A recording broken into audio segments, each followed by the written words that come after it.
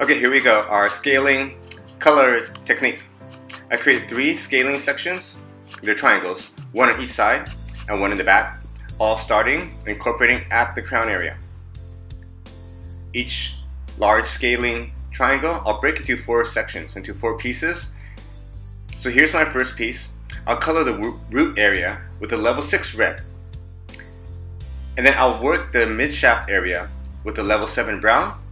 And the ends, I'll revert back to that level 6 red. So watch this first section and you'll get an idea of how we're going to execute this technique. So again, at the root area, my level 6 red. The red at the roots is a lower developer. Out towards the mid-shaft, higher developer. Now at the mid-shaft here, that's my level 7 brown. And here I'm going back and I'm reverting to my level 6 red. So this is like the concept of the color technique. Seal the first section with a foil, just stack it up. So here, my second section, I'm using the same 2 colors, but I'm flipping it. What I mean by flipping, I'm reversing the pattern. So with the second foil, I'll go in with the level 7 brown at the root. The mid shaft will be my red, and the ends will be my brown. So again, here we go at the root shaft. That's my level 7 brown with a higher developer for the roots. And then from there on to the mid shaft, still working with my 7 brown, and mid shaft I revert to a level 6 red.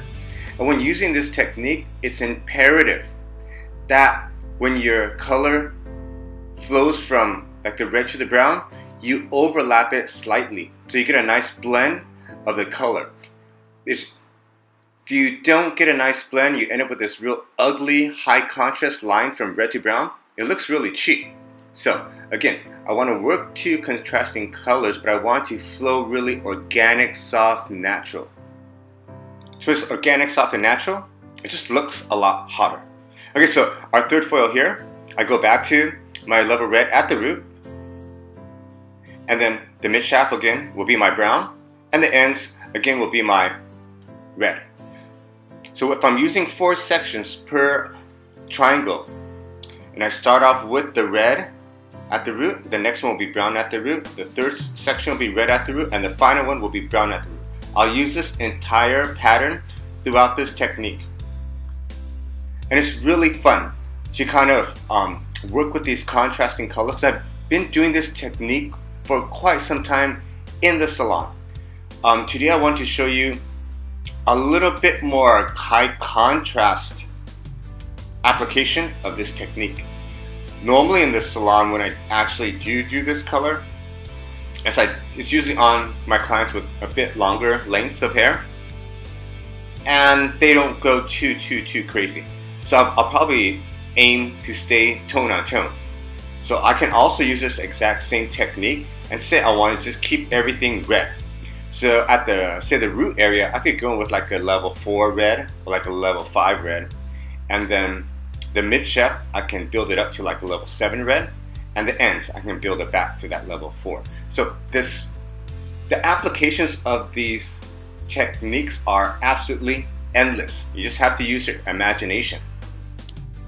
You can always remember that like strong, amazing color is just like cutting. It's all about math. Okay, so here with the first section, I'm going in with the brown. I'm going in with the red at the root. Okay, so again, starting off, the first foil will be red at the root area. Mid shafts will be the brown. The ends, again, I'll transition back to the red.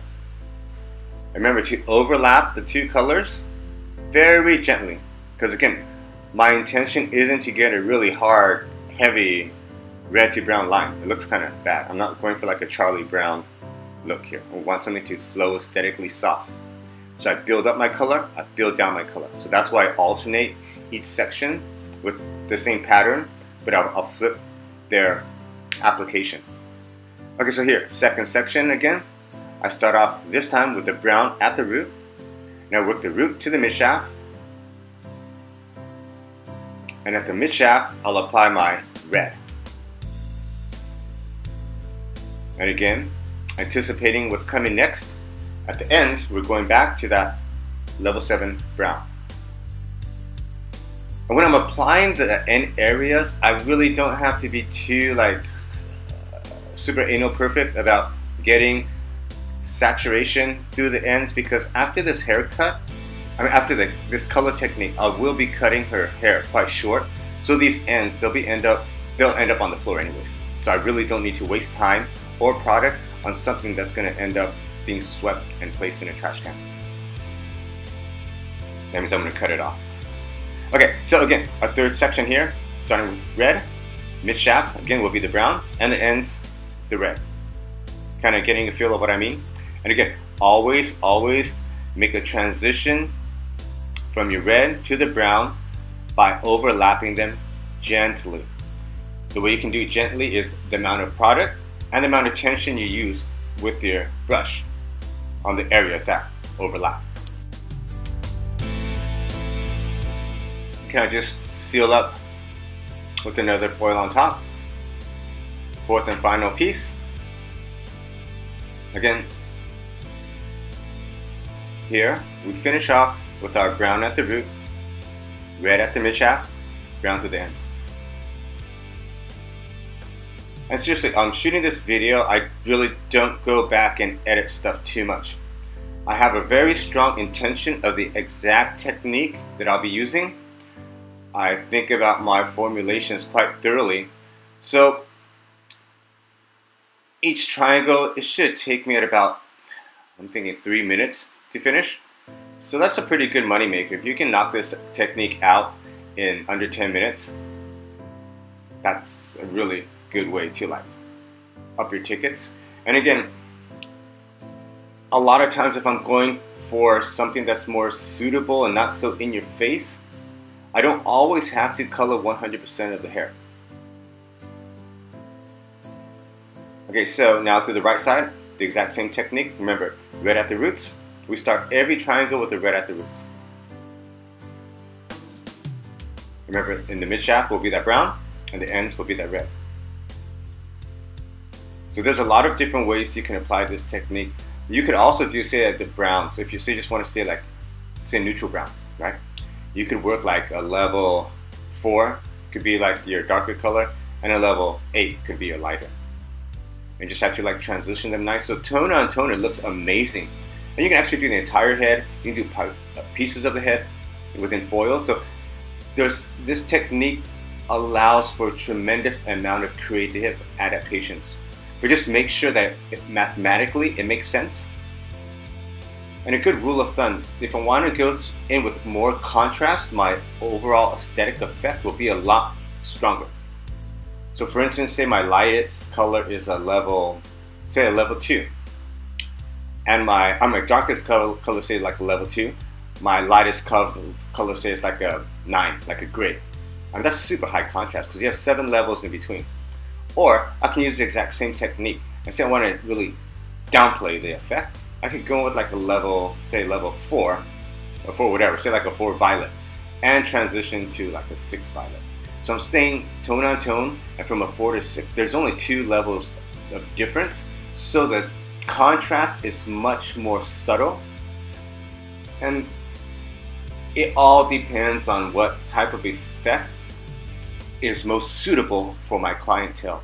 So these techniques here, they all have an open plan. I really don't like to do the same exact technique twice.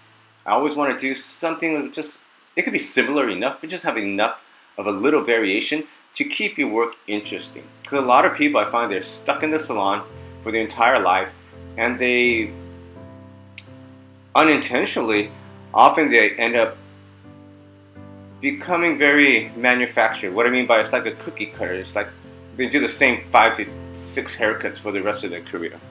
So we're not looking for that. We're looking for strong creative work.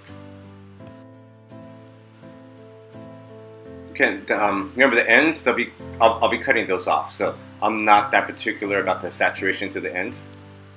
And then again, if you're using this technique and you know in the future you will be taking off a significant amount of length, you might need to plan the size of like your red, brown, reds, so that your technique still shows after the hair is cut off. So what I mean, if I'm going to cut off like say a third of her length, then I'll technically like calculate that in my mind so that that red, brown, red, or brown, red, brown still exists after the haircut. Because again, the cut and the chemical process, they always have to work together. Okay, and for the top area, I'm leaving that out because I want to downplay the effect.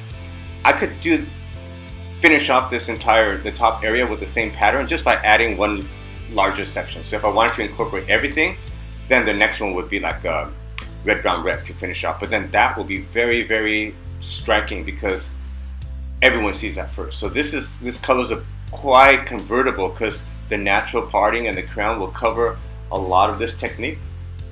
Okay, and here we go, our scaling technique. 3 scaling triangles broken into 4 pieces using a red and a brown. And that's our finished look. Enjoy.